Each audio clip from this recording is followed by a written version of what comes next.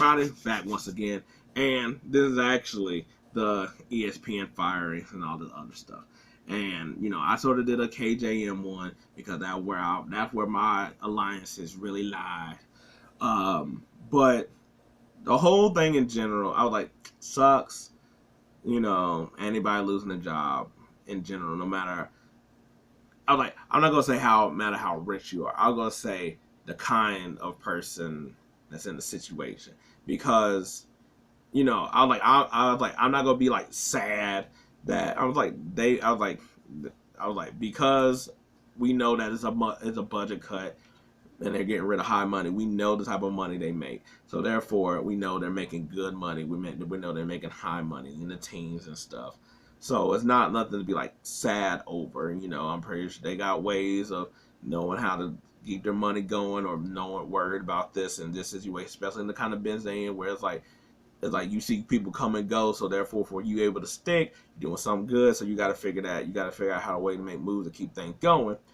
But and I was like, people, people out here, getting laid off, cut, fired, all that other stuff, that getting regular money, and they got to figure out some ways to get it done in a way where it's like, these people be fine because they can always go to Fox, even though I don't think it's going to be as easy a transition as the first set of people that, like Cowherd and Skip. It's like they got to go to Fox when there's nobody there for worth competition. And they still don't really have people there, but I'm like, but there's so many ESPN people that got shit from the first one over there that it's a little bit different. But you got platforms like this and stuff like that to where their name is, like, they work with ESPN so long that their name is worth something, even more. So I'm like, it's more being more empathetic than sympathetic, and so I'm like, it sucks in that matter. But but it sucks for all of us. That's what this really does, because I'm like, not only are you getting rid of names that like I said in the previous video, where I'm like, Susie Colbert, I'm like, she been with like football for so long. I'm like, Todd McShay, I'm like, that dude been doing football draft that was on ESPN, and I was like, I'm 32, and I'm like, that dude's been around like all my life. Like, I remember seeing like ESPN article where I'm like Todd Male. They got a whole skit. They got like a whole thing. So I feel like people like Neil Everett and stuff like that. And there's plenty of other people and stuff like that that's been with the ESPN for so long that it's just gonna be weird. But I'm like, like, I was like, but then you have some people that also just like bounce as well. Like, I think Fidel just like left. Man, I can't. I was like, there's so many names that escapes me, and I was like, I don't have it in front of me to look. But the reason I think it sucks for all of us is because it's not that it's not that change doesn't happen or people got to get used. I mean, because like people had to get used to when Mike and Mike bounce. People got to have, and like they stopped. They show stopped. The damn Lebertar show, I was like, they basically had to go off and do their own thing. You had to fill in that time. There's a very host of things and stuff like that. And it's not that. It's not that. It's like, oh, okay, cool. Maybe this is going to switch over and have couple new faces. Is that now we're sort of at a period where there's so many new faces. Now it's like, you don't like it to me it's almost like you sort of like so we're talking about sports. Let's talk about sports. You can't just have a bunch of newbies on the scene and no vets. And I was like, I know there's some people there, but I'm like, it's sort of different for the audience, where it's like, you have to sort of introduce yourself to me, and I got to be like, nope, okay, nope. And I was like, they're gonna be able to do that somewhat with like when they get into like the main season, when football season starts. I was like, we'll see how this really works, but the thing is that I'm like, like, for instance, they talk like, even though Stephen A, and I get how I get how he is, I get how people talk about it, but guess what? Whether you like Stephen A or you hate Stephen A, you're watching Stephen A. Because you're like, because you either like that he's crazy and bombastic and all that other stuff, or you're like, you don't like it and you're like, what type of stupid, crazy shit he's saying today? What is he talking about? That's dumb. Why he talking like that? Oh, look at him. I was like, all the stuff that everybody in the comments do. Like, oh, he just is an apologist. Or he just, and I was like, I disagree. What'd he say today? Guess what? You still keep coming back. I was like, he's the face of the league pretty much at this point. And then some of the other people that people were mad, like, that they kept, they're probably making such low salaries that that's why they kept them. Like people like Dog Out Kendrick Perkins, and I was like, I was like, I sort of, I was like, Kendrick Perkins, I don't think it's bad. I just think it's like who else you bounce off of, because I like friends like I like RJ and stuff like that, but you're gonna have so many new faces, and then the people that are coming in is also another thing as well. That's like, like, yes, if they bring in people that you got on the YouTube, like McAfee, I think Kenny Beecham from like Through the Wire has been on there. If you bring in some of these YouTube talents, that might be able to work, but you only could really do that for like so many. Like you could have like Pat McAfee gonna take a spot. Cool, everybody knows who Pat McAfee is by now. I was like, whether you watch wrestling, whether you watch the NFL, whether you watch this show, you pretty much know who Pat McAfee is. He's going to stay in the realm of like football and stuff. Fine, but you could plug in a lot of the people, but it's like is people going to like fully connect? Is people going to be like, like now you're going for something like, not him, but other people, they do, because they're going to try to do more podcasts than radio show. So it's like, cool, but are they able to transition in that way? Are they going to be able to captivate audience? Because it's not the same thing once you come from this tube to the big tube.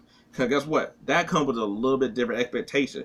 Are you hitting the right numbers you need to make? Because when you're just doing this, I was like, you get to decide all this. But once you go over there, and I was like, now granted, I was like, they give you the contract, that's what you're getting. And that comes with all the, like, you can't just like kick them off, you got to buy them out and all the other stuff. So it's a little bit more secure than here, where you pretty much got to do everything. Hope you get the same number of people, keep the same number of people. I was like, how much money you get is enough to like, quit day job, all this other stuff. But I'm like, this is so many people that just bouncing that I don't know how much it works in the long term. I like, like somebody like me, I love listening to people talking about football and basketball. I was like, and then the ones that are able to do all of them, like the KJM show, like they didn't talk about baseball much, but when they did, they knew what they were talking about, and they liked baseball. So therefore, it's like I can listen to them talking about Ohtani, I can listen to them talk about Trout, the Dodgers, or the Yankees, and things like that. But I don't really watch. I mean, I catch clips and stuff, but I don't even really watch NBA today. I don't watch the NFL live. I don't watch Greeny. I don't watch First Take. I watch clips of them, but maybe that's what they're going to probably do, is trying to like do microdoses of these. But I get it if you have to like cut the people and stuff like that. But I just don't understand the direction they're going with, whether the people, because everybody's like, oh, they're going to come up for new talent. And it's like, yeah, but are they going to allow new talent to exist? Because the thing is, you could get cheaper labor, but can they play? You could get a team of like undrafted players. I was like, I mean, it's disrespectful to call it that, but like low end first round picks and stuff like that. But sometimes you need to get the first pick, or you need to start trading for some people. Problem is that the only one I can really think of that's on the market that's really worth anything is going to be Shannon Sharp. But he's only so big, and then what are you going to have him do that's going to take up for all this type of stuff? Because you also going, I was like, but then it's also like not just the on air people, but the people behind the, because I'm like, you you getting rid of these people, that means that you're canceling a show. Whether you cancel a show, that means that the department in the back is also done for it too. They don't, so now they got to fit on with other spots, but now that's just tighter, and you still need that time to fill. You still need people who want to do this in the morning, people who want to do this really late at night.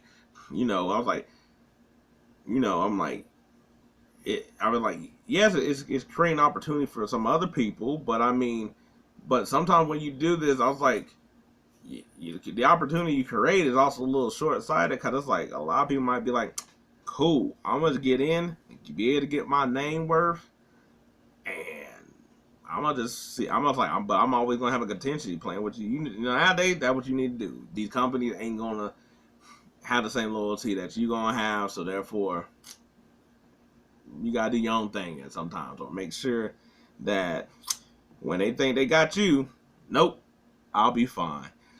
But yeah, no, it all around. I was like, there's gonna be a lot of people that gonna be mad for whatever. There's some people that happy for stupid ass reasons. Where they're just like, oh, all they're talking about this ism and this ism and this it and all this other stuff. Y'all know what I'm trying to say. And I'm like,